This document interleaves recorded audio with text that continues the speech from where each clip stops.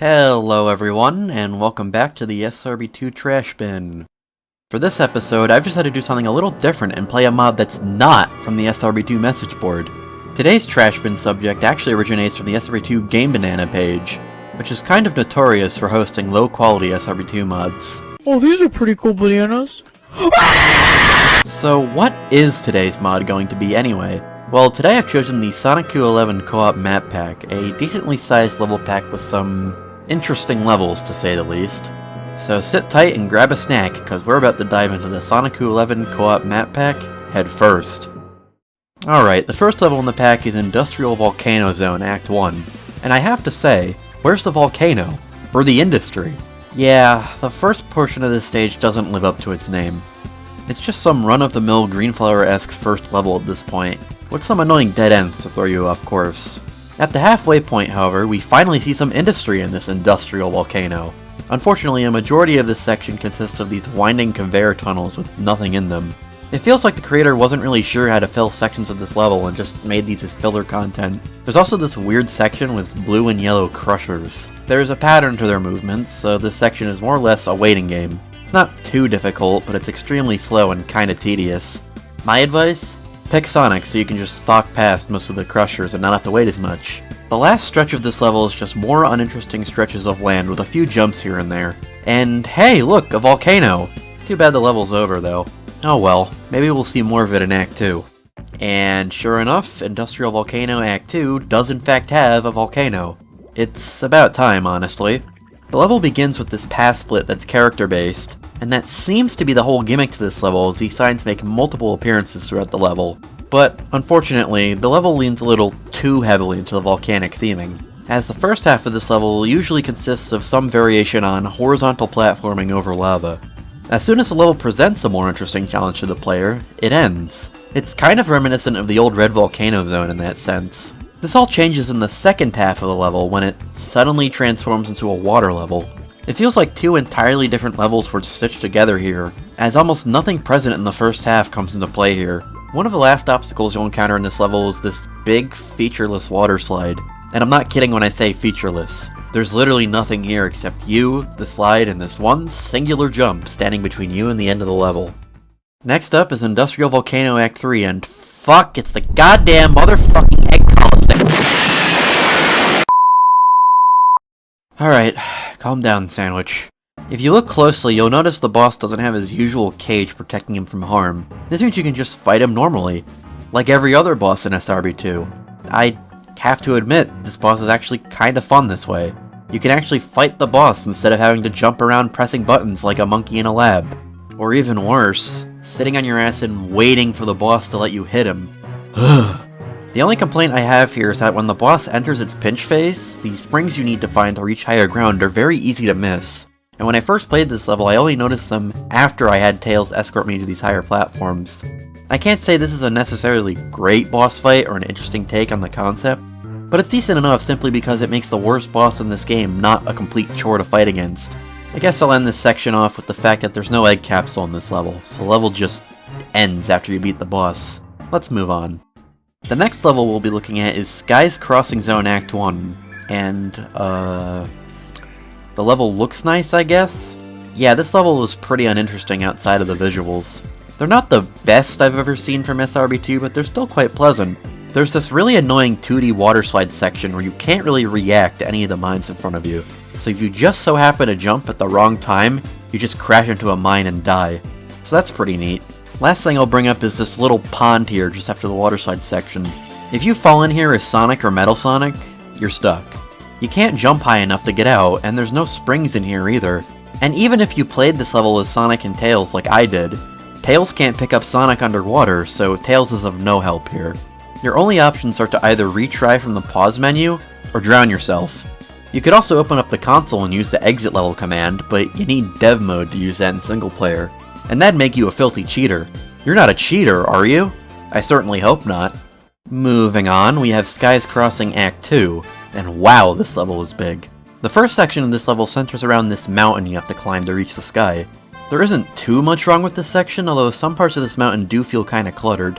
Upon reaching the top of the mountain, you have to jump onto these red springs to reach the sky, and if you don't hit them just right, You'll smack your head against this cloud and fall all the way back to the bottom of the mountain. This is very frustrating and a critical flaw in this section's design. There's nothing more frustrating than an ascending level in a platformer where falling down means climbing the entire level again. It's not just an issue with this level's design though, it's kinda tied to issues with SRB2 springs in general, but that's a subject for a different video. After that, the level transitions into a pretty standard water level. There's basically nothing here besides water. No enemies, no interesting platforming, just water. And hallways. Let's keep moving. Skies Crossing Act 3 starts with this really weird opening section where you exit a cave and enter this house, and enter this computer with the boss fight. I kinda like the creativity for this section leading up to the boss, but the boss fight itself is just the egg zapper in a fairly standard arena. It's really not too interesting on its own, so let's move on to the next zone. Alright, here we are at Cyber Night Zone Act 1, and wow, this is pretty trippy. The level starts by having you dunk yourself into a vat of Kool-Aid, so that's something. But after that, it's not all that interesting of a level. Outside of the unappealing mess of special stage and tutorial textures, this level kinda just feels samey. It doesn't really do anything too differently from its predecessors. The level ends on a maze section, sure, but that doesn't really change the fact that these levels are starting to blend together in terms of level design. It's the same formula of standard platforming with some hazards here and there. There's no new ideas keeping this cycle fresh, it just feels like each new zone is the same level with a new coat of paint. Act 2 at least tries to do something interesting compared to Act 1. You know how Egg Rock Zone has those sections where you're out in space and there's no air, so you have to rush to these air pockets just to stay alive? Yeah, how about an entire level that's just those sections? It's the same type of level design you've come to expect from this pack at this point, just with a new mechanic tacked onto it. It's a decent attempt at trying to make this pack a little more interesting, but I personally don't think it's enough. This level also went to the Mario Maker School of Level Design by having a pick-a-path segment right at the start. Although thankfully it isn't just a guessing game as to where you're supposed to go. Just follow the Eggman statues and you'll be fine. Cyber Knights Act 3 is a boss fight against Fang, although it's not done very well. There's no vertical variation in the arena at all, so a lot of the challenge present in the original boss fight is lost. It's way easier to just hit Fang whenever you want instead of carefully watching Fang until he stops bouncing and then attacking. There's also a good amount of space in this arena that just isn't utilized at all in the boss fight. Fang only bounces between different points in the center of the arena in a somewhat predictable pattern and doesn't take advantage of this extra space. It's just kind of there and doesn't serve any real purpose. That's it for this zone, so let's move on to the next one. Hey you, the viewer! Do you like the color green? Well, if you do, I've got great news for you. The next level, Pacific Travel Zone Act 1, is mostly green. Real talk, the level itself is bigger and definitely more ambitious than the previous zones, although this presents some issues. Namely, the larger level size makes some rooms really confusing to navigate. Additionally, this room here is oddly automated. Once again, there's a waterside section, and also, once again, there's a bunch of long empty stretches of hallway with nothing in them. And wait, I can't jump through that? And this water is just a death pit? What's the fucking point of having water at all then? Just make this a pit and this a wall. Don't beat around the bush, either have a death pit or have water. Okay, will Act 2 be just a little bit more interesting? Let's find out. Alright, the short answer to that question is no. The long answer is that while the color and texture choices become a little more interesting, the level quite literally has no content. No enemies, no hazards, no items, there's just a level. And some platforming. That's it. Where the hell did all the content go? Are these levels unfinished, or did the creator just forget to put anything in this level? Next level please, I want there to be meat on some of these bones. Okay, so thankfully the next zone, Beach Village Zone, actually has content in it. There are some rooms in this level that feature buttons that need to be pressed in order to either open doors or raise bridges. There's also enemies in this level, and items! Granted, this doesn't change the fact that the platforming still feels identical to every other level we've seen so far. It's very horizontal with minimal vertical variation. Also, I'm getting a bit tired of green grass and wood in this pack, honestly. Act 2 of Beach Village, unfortunately, decides that our daily content privileges have been revoked, and we've returned to big, empty stretches of hallway with nothing in them. On the plus side, this is probably the shortest level in the pack so far, so thankfully this doesn't last very long. Moving on. Don't let the name fool you, Urban Passage Act 1 barely features a city. Rather, it starts in this giant cavern that plays exactly the same as every other level in this pack, After that, it opens up into the biggest and emptiest level in this pack by far. Like, wow, this dude really turned SRB2 into a modern open world game. Although you do eventually reach a city in this city-themed zone, it's very frustrating to play as there's a whole army of flying enemies, such as jettisons, littering this room. If you get hit by anything and happen to fall off whatever platform you happen to be standing on, you have to do this entire section again from the beginning. It's as frustrating as it sounds. Although I do always like it when people try to model cars in the Doom engine, so there's at least one good thing in this level. Urban Passage Act 2 has... wait, hold on. This neat-looking fountain. Yeah, that's it. That's the only thing in this level that's worth talking about that isn't the same criticisms I've had with the last few zones. Whatever, next level. This is getting old. Here's Frozen Mountain Zone, Act 1. It, actually has verticality.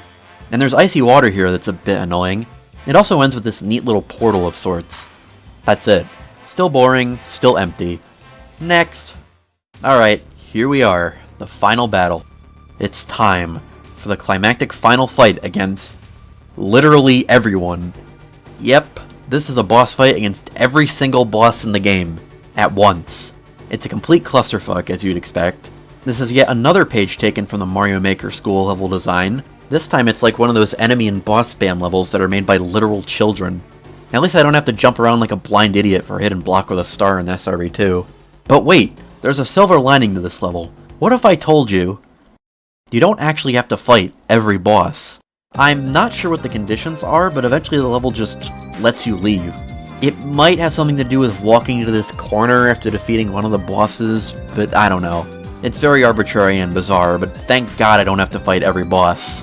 Now, as this level pack is intended for co-op multiplayer net games, there's no definitive ending to this pack. After beating the final boss, the game warps you back to the first zone and starts you all the way from the beginning. This is good for dedicated servers so that the host, who usually isn't there, can just have this level pack running on loop without much interference from things like ending cutscenes and credits stopping gameplay. So, yeah, this level pack is over, which means it's time for my final thoughts. This level pack is boring. Really, really boring. Most levels are near empty or completely empty with nothing in them. There's also some real head scratchers in terms of level design, such as soft locks and poor boss design, and overall the levels just all blend together and feel the same. They don't have many distinguishing qualities that set them apart. They're just levels, and they're as basic as they come. Now, considering that this pack was intended for net games, I can't imagine these issues will be much of an issue there, but I can't really imagine this being anything more than white noise to slap on a dedicated server just for the sake of having more levels to play. Which I think is kind of sad, as some of the ideas presented in the earlier levels of this pack are actually kind of interesting, such as Industrial Volcano Act 2 changing to a water level halfway through, and Skies Crossing Act 2's whole mountain climbing idea. The visuals can be pretty decent at times as well, as shown in Skies Crossing Act 1, but there's just nothing here. It's just utterly devoid of any meaningful content. It's just a pretty backdrop to have net games in. All style, no substance. Well, that was a big one. Hope you all enjoyed this installment of the SRB2 Trash Bin. Remember to like, comment, subscribe, hit that bell icon, and join the Trash Bin Central Discord linked in the description down below. See you next time, and, stay in school, I guess.